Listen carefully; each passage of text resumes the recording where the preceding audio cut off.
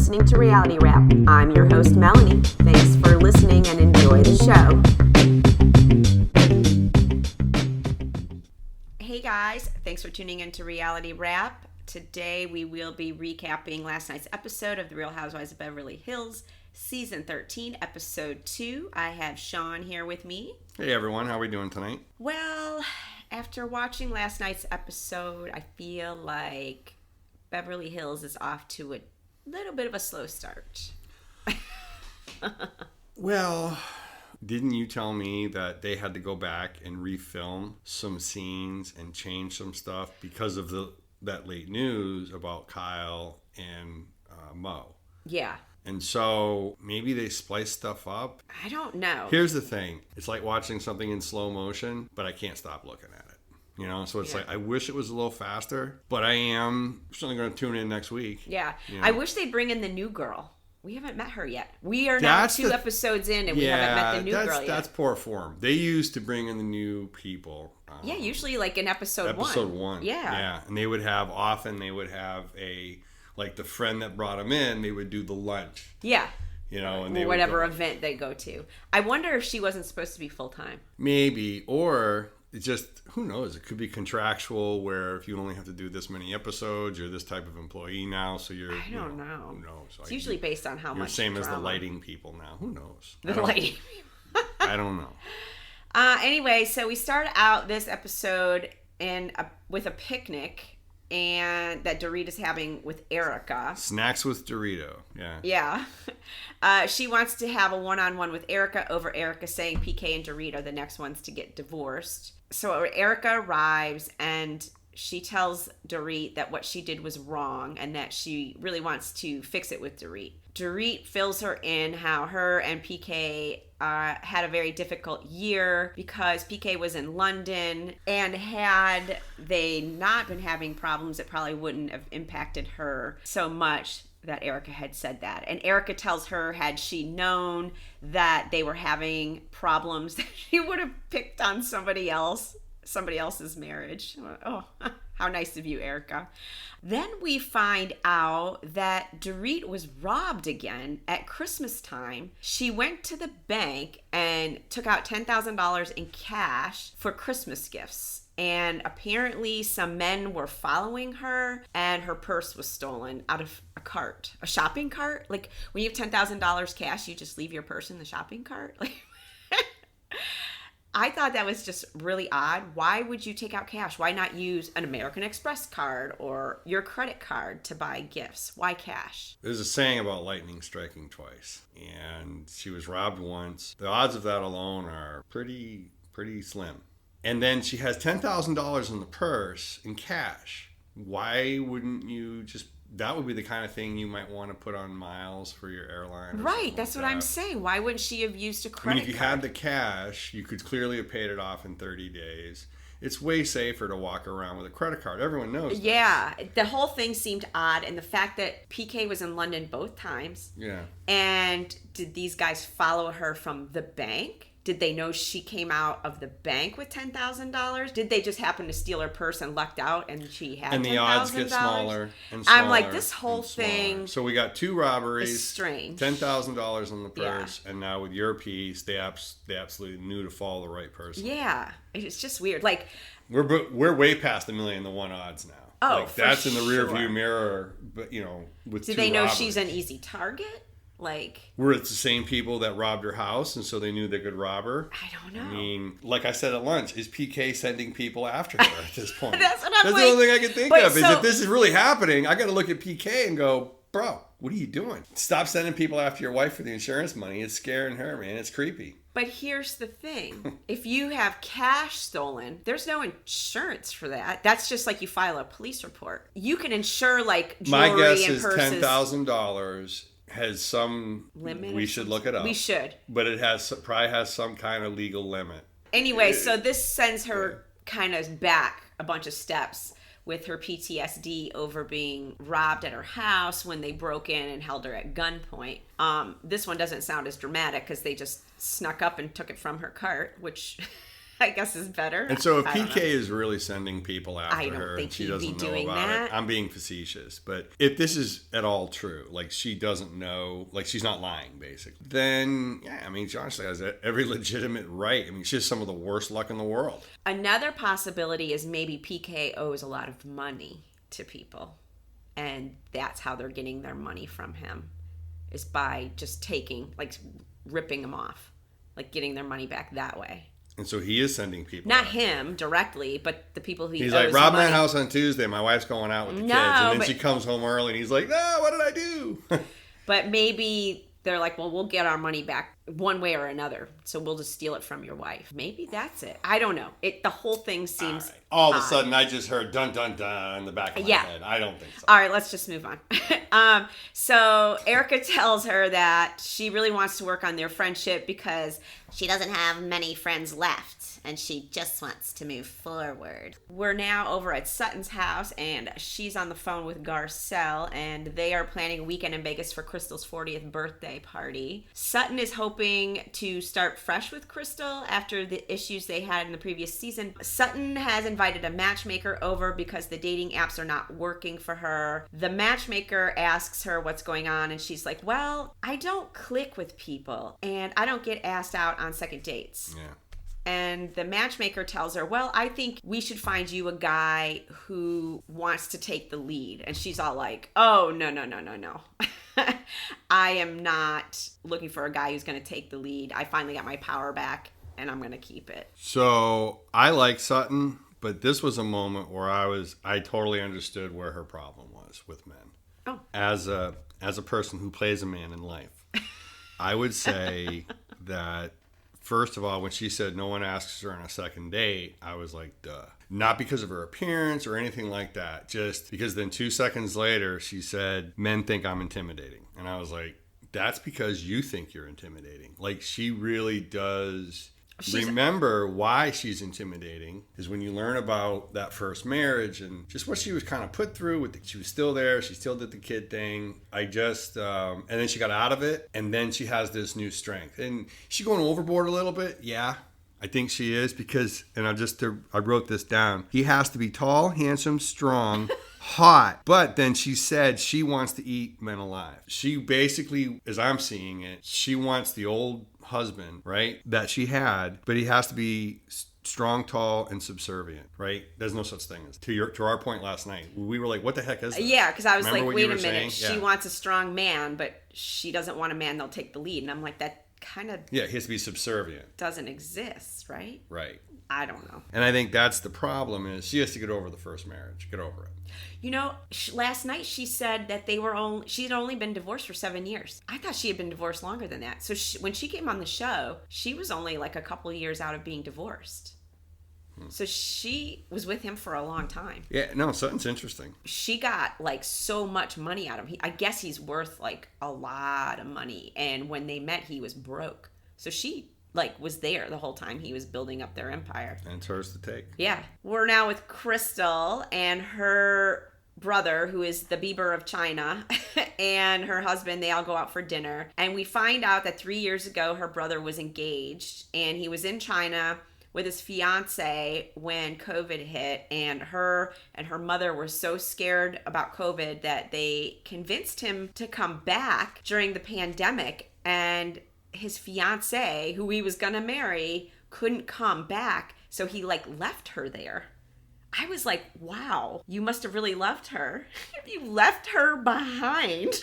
I sensed a George Costanza moment myself where he was like, oh no, I guess we're done. Yeah, so anyways, Crystal feels like her brother blames her for them breaking up. And I'm like, no, he has no one to blame but himself. He willingly left his fiance. He could have told his sister and his mom, hey, I really love this girl and she can't come to the US, so I'm going to stay here with her. But he didn't. So I'm kind of like, He tells her that he needs a fresh new relationship and that he needs a matchmaker. Rob says, I met Crystal when I was 40, and the brother's like, well, I'm gonna be 41. And then he asks her how she would feel if he brought home somebody 20 years younger, because Rob is 20 years older than her. And she was like, well, I guess if she's like me. I was like, okay, girl. Boring?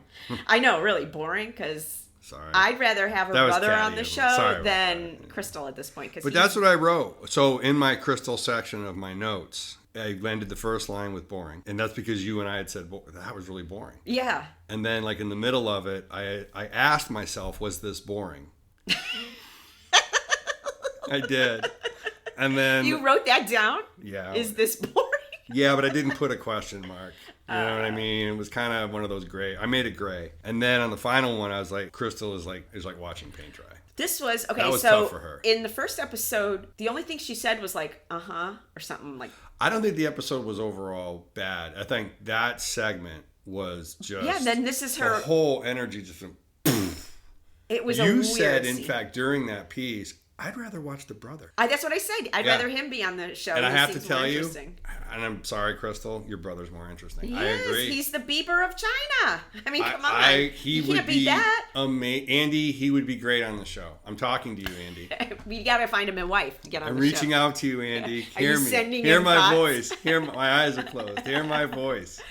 We're now with Kyle, and she picks up Dorit, and Dorit thinks that they're going to lunch, but secretly PK has planned a recreation of the movie Pretty Woman for their anniversary. And Kyle's kind of like, I don't really know what angle he's working on, because he's putting Dorit in the position of a prostitute. But I guess that's what we're going with. While they're driving, Dorit starts asking Kyle, is everything okay with you? Because I feel like something's going on, that there's some sort of heaviness. And she asks Kyle what's going on between her and Mo, because she's noticed on her Instagram lately that there's not a lot of photos of Kyle and Mo together. I think this was an inserted scene. Yeah. It could have been. If there was a game to play this season, which scenes are inserted, Yeah, like what's the, yeah. it sure seems like it. Yeah. You know what I mean? They're in a car. They're not going anywhere. Where were they going? They were going to the Wilshire Hotel. Remember? Dorit thought they were going to lunch. But they could have, but that doesn't matter. That could have been recreated. I guess you're right. Yeah. It was definitely odd. We find out that PK and Dorit had not seen Kyle and Mo as a couple in a very long time, and they used to go out to dinner and hang out all the time and Yeah, they were vacation all the regulars, time. yeah. And you used to see Dorit and Kyle on each other's Instagram, and then once she started hanging out with Morgan, she was like with Morgan all the time, and you didn't see Dorit anymore. Kyle does that, though.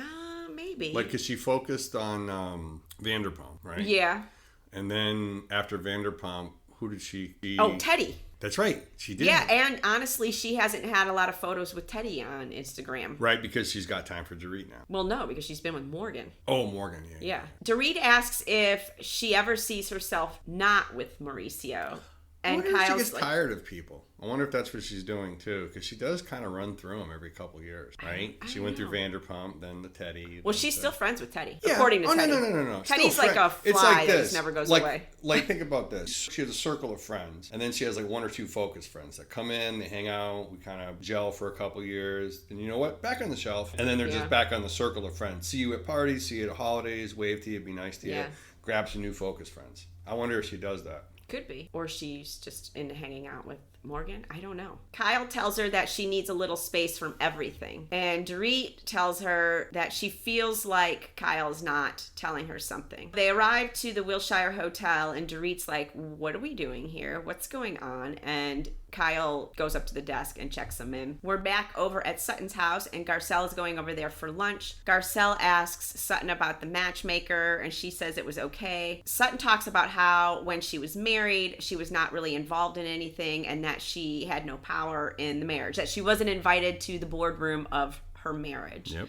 And so it's affecting her finding a new man, and she feels like she's holding on to this power because it took her so long to get it back, I guess. And really the secret is for both husband and wife to walk in the boardroom. Yeah, hand together. in hand. Yeah. As partners. Right. Garcelle starts telling her about how Jax wants to go live with his father full time, and she starts to cry. Garcelle tells her that she feels like she failed. And then in her talking head, she tells us that she feels like her son is trying to see how much he can get away with, and she feels feels like he is trying to make sure that Garcelle sees him by saying, I want to go live with my father. I really like Garcelle. I always have. Yeah. And I think that I didn't like when the kids, I felt really disrespected her on the beach. The one kid. The one kid. The other one was and so, sitting there. Garcelle obviously hasn't, when your kid's complaining in a $1,000 sweatshirt, Mom, you did not fail. Right? Yeah. And you might not have spent enough time, or no one can be perfect in every aspect of being a parent, right? Yeah. If there's 100 different ways of being a parent and you hit 50 of them really well, and then the other 50, 50 as good as you can, that's a great parent. Well, it's not like she was off like vacationing and dating men and stuff like that. She was working. Like, she has to pay the bills. It's not like she was like, like by Monica's herself. mom making out with a guy on the back of the car. Yeah, no, I know single parents, men and women, and you're by yourself, and it is crazy. Back at the Wilshire Hotel, Kyle takes Dorit up to the room, and she's like, what is going on? Where did these flowers come from? Are they from you? And Kyle's like, yeah, I bought you roses. And so Dorit picks up the card, and she reads it, and she's like, oh, okay, it's from PK. And she's like, do you know what movie this is from? Dorit's like, no, I don't know what movie this is from. She's like, this doesn't remind you of a certain movie that was filmed here. And she finally figures it out, and she's like, well, this isn't really like what happened. PK hardly ordered any food, unlike the movie where Richard Gere ordered everything on the menu. She's like, look, he gave me like a plate full of vegetables. And she's like, well, don't talk to me, talk to PK. I didn't do this. So in my mind, in the unedited version, she was probably actually starting to lose it. And so the producer went, cut. And they were like, Pretty Woman. It's Pretty Woman, okay? All right, calm down. It's all going to be fine. My God. I'm telling you, something like that had to happen because, again, with the editing that was going on earlier. She started freaking out because she Absolutely wanted to know where freaking her out. kids were. We saw this her and that. going out on the balcony. Patio. She was talking to the producers like, I need to know where my kids are, who's watching my kids. And they're like, it's fine. Your kids totally know what's going on. So she calls her kids and they're like, it's okay, Mom. We're here. Like, have a good anniversary. And then she did calm down. She did. A little bit. And while she's freaking out, Kyle calls PK and she's like, dude, like, she's freaking out. And then in his talking head, PK tells us that he and Kyle are super close friends, and Kyle likes to laugh at him when his surprises go badly. And then he makes this really shady remark about what would really surprise him was if Mauricio ever did this for Kyle, or she would be really surprised if Mauricio ever did this for her, or something along those lines. And I was like, oh man. So if Mo really was someone that they hung out with and vacationed on and stuff like that, I mean, kind of just broke guy code. That's what I'm saying. Yeah, you don't talk about your friends like that. Yeah. And especially, here's the thing too. If they were as close as they were, so like we have friends like that we hang out with. And when they've had marital problems, we don't see them. And we know they have marital problems. They don't have to tell us. We know. Yeah, right? well, you could see it when you're in the room Sometimes with we them. leave their house because they're in the middle of fighting with each other. Yeah. We're like, Oh all my right, God. guys. Well, hey, peace. Yeah. We'll see you the other night. I don't know. I just think there was just no need for him to say that, right? He was definitely slamming Mo. Yeah. And like, if you're really someone that was like a friend of his or something like that, I don't know why you would do that. PK and Mo were supposed to do a real estate show together, and Mo backed out and did his own. And PK has one over in the UK, and it's really bad, supposedly. So I'm wondering if that's where like some of this shady shit is coming from with him. I don't know. Anyway, so Dorit's stylist arrives, and her glam team is there, and so then she's kind of like, oh, okay, this is good. And then she goes into like boss mode because she doesn't like anybody else to dress her, and so she has like 10 red dresses to pick from. So who else is she like? I don't know. We were talking about it. She's on another show. She had to have her face done by her person. Oh, Lisa Barlow. Yep. I was noticing that last night. I was like, wow, the similarities. Yeah. You know? Oh, yeah, in control. So she gets her glam done, and she's finally excited now that she's spoken to her children. And so PK arrives, and Dorit comes down, and they go to the lounge, and he's taken aback by how beautiful she looks. And she's gorgeous. And so he has this necklace, and he opens it up, just like the scene from Pretty Woman. And he's like, you can't have this one. It was like a $5 million necklace. He got it on a loan. And I was like, who's loaning PK a necklace like that when he owes like money to everybody? Must have been a friend. Maybe he got it at a 5-finger discount. Who knows? Well, then it wouldn't be on a loan. Well, it's not something you say on camera. You know? So they go up to the suite, and Berlin is in the suite, and they start singing Take My Breath Away, which is a song from Top Gun and not Pretty Woman, and they put that on the screen. So when we were watching the TV, and you you had no idea Who that was. I was like, who is that? I was like, and I looked at you with both contempt and sadness. And I said, Berlin. Because it said Berlin. I didn't see that right part. at the bottom of I the didn't TV. see that It part. said Berlin. Okay. And you were like, who is this? I still don't know who they and are. I looked at you and I was like, it's Berlin. It's from Top Gun. I know the song. I didn't know the name of the people that sang it. Oh, got it. That was hilarious. Yeah, I was like, who is that? I know. I was like, come on. Anyway, so they have a dance. She's crying. And I think, like, she really does love PK. I would have to give her that, for sure. I'm not the biggest Dorito fan, but yeah, she loves herself. I like her this season. I used to think she married him for the accent so that she could then have an accent. The British accent? So Not the money? I mean, come on. Yes, money first, accent Then second. the accent? Yeah. So they sit down for dinner, and Dorit brings up how it's been such a difficult year and how this is so much better. And he tells her that he's not going to do surprises for her anymore. And we don't know why. I was like, did we miss something? Because she literally was just saying how we nice this rewound that thing was. 3 times. Yeah, and then no he one knows goes, why. I'm not going to do surprises for you anymore. And I was like, wait a minute.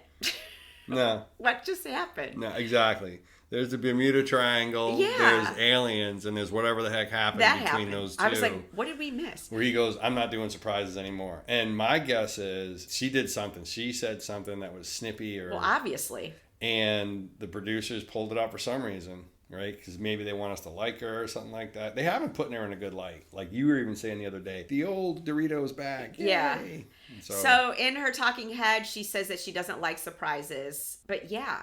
There was no reason for him to say that. Yeah, so they should have she was edited like, that this is piece so out, nice. too. And then like, yeah. We're now over at Kyle and Mo's house for Portia's birthday. And they're stressed out because they're both so busy and they haven't seen each other. And Mo calls Kyle Love Bean again. Twice. And 2 more horrible times. Yeah, again, Stop, where did this come from? Someone's gotta ask him to stop. Yeah. Stop. And she seems like annoyed with him. We all are. Yeah. He keeps saying Love Bean. Yeah, but imagine if he's doing it off camera. Oh. I don't think they talk off camera. That would be amazing. Like they're silent all day. Kyle tells us that Mo has been busy working and that the agency is the other woman. I was like, oh, that's interesting. Everyone starts to arrive and they start to eat, and Estella kind of pulls Kyle aside and she asks Kyle if everything is okay with her and Mo, because every time she opens Google, she sees articles about her and Mo getting divorced. They caught Kyle without her wedding ring on, and she's like, it was one time I was going to work out. I don't wear a wedding ring when I lift. I still wear a band most of the time, and now it's everywhere that we're getting divorced. And I'm like, well, we did find out you were separated, so maybe there was more to that. I don't know. Kyle tells us in her talking head that she was kind of taken aback that her mother-in-law would ask her this at Portia's birthday. They're sitting down and they're having cake, and one of Kyle's daughter has on a fake tattoo, and somebody asks her if it's real, and she's like, no, I'm just testing it out. And Kyle then's like, oh, well, I have tattoos, or mine are real, or something like that. And I guess Mo's parents didn't know that she had any tattoos, because Mauricio kind of gives a look like, oh,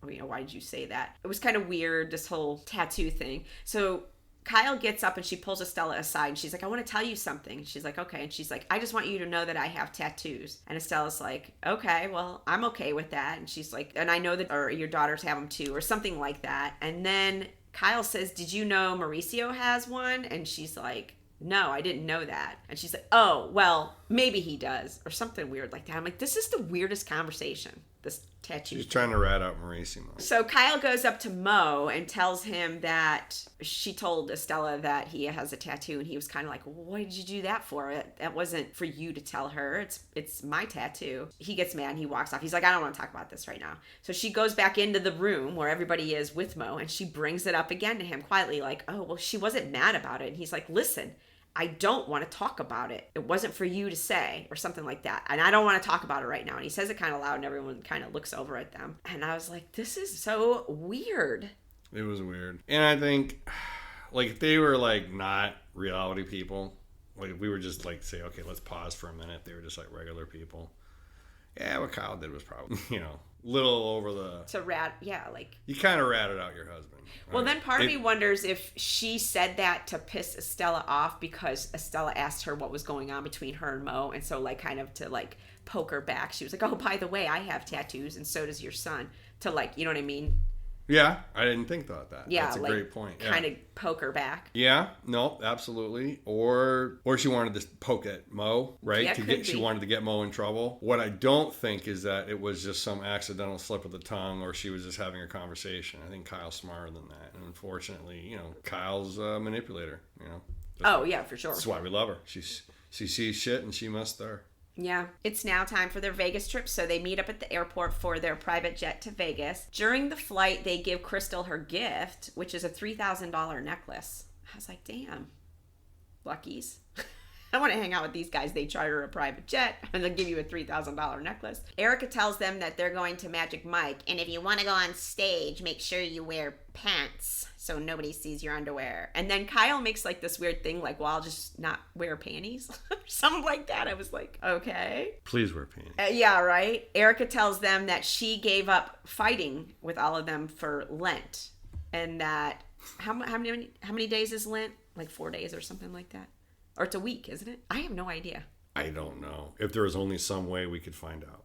True. So they arrive in Vegas and they're whisked away in these red phantoms, and they arrive at the Resorts World where they have a 15,000 square foot room. Dorit and Kyle are sharing a room, and they make a joke about being a lesbian or something like that. I'm like, that room was crazy. They had the names on the pillows. Well, this is what I couldn't understand. Like, if it was a 15,000 square foot suite, how come they were sharing rooms? Sutton and Garcelle were sharing rooms, and Sutton had sent her people there to like set up the closet. So generally, I have never stayed in a 15,000 square foot anything, but I've stayed in like that one time at the Hyatt when I got all those points and they put me in the place with the piano in the room. More than 60% of it was this big open room with the piano and the living room and the kitchen. And then the bedrooms were just little nubs off the end. And that's probably what this is too. It's this really big main room, probably a living room, and then it had a pool. We then see where it says 4 hours later they're at Magic Mike, and Erica's on stage and she is like rubbing all over the strippers. It looked like one of them was pretending to eat her out. Like her legs were like wide open, and Sutton is like watching this. And for some reason, she gets like really mad, and she's like, I'm leaving. I'm out of here. Get this mic off of me. And like, she walks out, and then we see her and Kyle calling each other bitches. And I was like, what the hell just happened? And then it ends. And that was it. So I think next week's episode looks like it's going to be good. Thank God, because this one. So we've had 2 episodes that are like lead-ins or like a ramp. Yeah. Right? And I think we're at the apex right now. Yeah. We're having a hard time getting off the ground. Like, we need to take flight. Oh, so mean. So mean to the poor ladies of Beverly Hills. No, I think next week's going to be crazy. So I don't know Sutton like that, right? It was weird. She seemed like What did she think the show was? Where do you think you are? You're in Vegas. Like, yeah, there's literally look like around. Strippers and hookers on every corner, and those people handing out those clicky cards that have boobies on them. It's not Rome. Right? I was like, yeah. Okay. It's called Sin City. Yeah. Yeah. Anyway, that's all we have for Beverly Hills. So next week looks good. And I will be back on Sunday with my recap of Potomac. I haven't watched Miami yet, so hopefully I'll watch it between now and we heard it was good. Sunday. Yeah, it sounds like it's good. So I'm going to give it a watch maybe this weekend. And I'm also going to watch Potomac. And so Monday I will be recapping one of those. All right, guys. Talk to you then. Bye. Bye-bye.